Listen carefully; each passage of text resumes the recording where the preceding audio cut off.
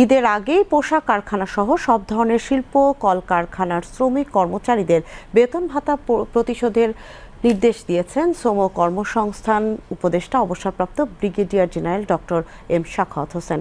তিনি আজ সচিবালয়ে আসন্ন ঈদ উল ফিতর উপলক্ষে শ্রমিকদের বেতন বোনাস সহ যাবতীয় পাওনা পরিশোধ সংক্রান্ত এক সংবাদ সম্মেলনে এই নির্দেশনার কথা জানান। শ্রম ও কর্মসংস্থান উপদেষ্টা বলেন, ইতোমধ্যে মন্ত্রণালয়ের আপৎকালীন তহবিল থেকে 1,33,534 কোটি টাকা বরাদ্দ করা হয়েছে। তিনি বলেন, যেসব শিল্প প্রতিষ্ঠানের মালিক পলাতক সেই সব কারখানার শ্রমিক কর্মচারীদের বেতন বোনাস সহ অন্যান্য পাওনা পরিশোধ করতে শ্রমিক কল্যাণ তহবিল থেকে টাকা দেওয়া হয়েছে।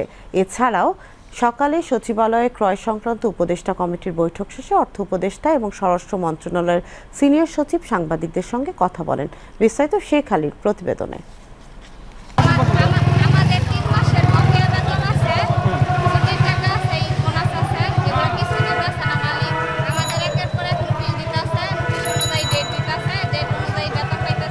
সম্প্রতি রপ্তানিমুখী তৈরি পোশাক সহ অন্যান্য শিল্প কলকারখানায় বেতন বোনাসের দাবিতে আন্দোলন করছেন ভুক্তভোগী শ্রমিক কর্মচারীরা।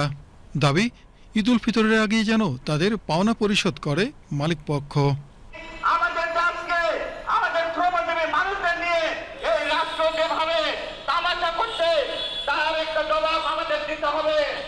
বৃহস্পতিবার বিকেলে সচিবালয়ে আসন্ন ঈদ উল ফিতর উপলক্ষে শ্রমিকদের বেতন ভাতা সহ যাবতীয় পাওনা পরিশোধ সংক্রান্ত এক প্রেস ব্রিফিংয়ে সরকারের আন্তরিক অবস্থানের কথা তুলে ধরে শ্রম ও কর্মসংস্থান উপদেষ্টা ব্রিগেডিয়ার জেনারেল অবসরপ্রাপ্ত ডক্টর এম সাখাওয়াত হোসেন জানান, চলমান শ্রম অসন্তোষ নিরসনে মন্ত্রণালয়ের আপৎকালীন তহবিল থেকে শ্রমিক কর্মচারীদের জন্য অর্থ বরাদ্দ দেওয়া হয়েছে। এই মন্ত্রণালয় আমরা কিন্তু এই পর্যন্ত চেষ্টা করেছি যে শ্রমিকদের বকেয়া বেতন ভাতা যাতে পাওয়া যায়। মালিক যিনি, তিনি পলাতক আছেন। এই পলাতক থাকা অবস্থায় তার শ্রমিকরা এখানে কাজ করেছে, এখানে টাকা দেওয়ার মতো তার লোক নেই।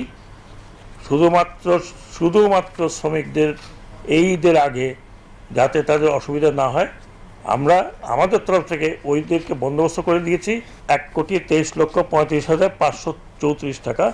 তিনি বলেন, ফ্যাসিবাদ সরকারের পতনের পর যেসব শিল্প প্রতিষ্ঠানের মালিক পলাতক তাদের বিরুদ্ধে ইন্টারপোলের মাধ্যমে প্রয়োজনীয় ব্যবস্থা গ্রহণ করা হচ্ছে। সাইফুজ্জামান শেখর সাহেব পলাতক আছেন। যে শ্রমিকরা রাস্তা বন্ধ করছে, এটা তো রাষ্ট্রের ক্ষতি। এই ক্ষতির কারণ সে, কাজেই তার বিরুদ্ধে যা মামলা যা করার সেটা বলা হয়েছে স্বরাষ্ট্র মন্ত্রণালয়কে, এবং দরকার হলে ইন্টারপোলে খবর দেওয়া হবে to get out of it. এছাড়া সকালে সচিবালয়ে ক্রয় সংক্রান্ত উপদেষ্টা কমিটির বৈঠক শেষে অর্থ উপদেষ্টা ডক্টর সালেউদ্দিন আহমেদ সাংবাদিকদের সঙ্গে কথা বলেন। এবার ঈদ উপলক্ষে একাধারে 9 দিনের ছুটি হলেও অর্থনৈতিক কার্যক্রমে কোনো ধরনের স্থবিরতা আসবে না বলে আশা প্রকাশ করেন তিনি।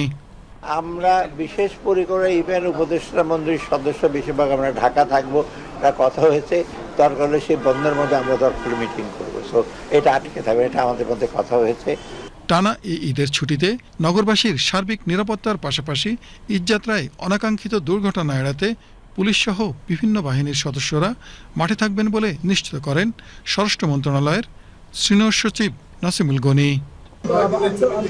পুলিশ বাহিনী, আইন শৃঙ্খলা বাহিনী তারা অ্যালার্ট থাকবে সমস্ত কাজের জন্য। Sheikh Ali, BTV news.